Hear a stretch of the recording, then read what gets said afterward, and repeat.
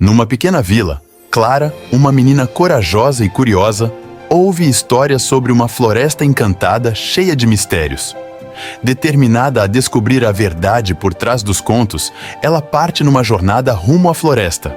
Lá, encontra seres mágicos, árvores centenárias e um reino em desequilíbrio. A guardiã da floresta, uma fada sábia, revela a Clara que a fonte da harmonia, responsável pela paz no local, foi roubada. Com a ajuda de novos amigos, um duende divertido e uma coruja sábia, Clara parte numa busca pela fonte, enfrentando desafios e provações, até finalmente restaurar a harmonia na Floresta Encantada e aprender a importância do equilíbrio e da união.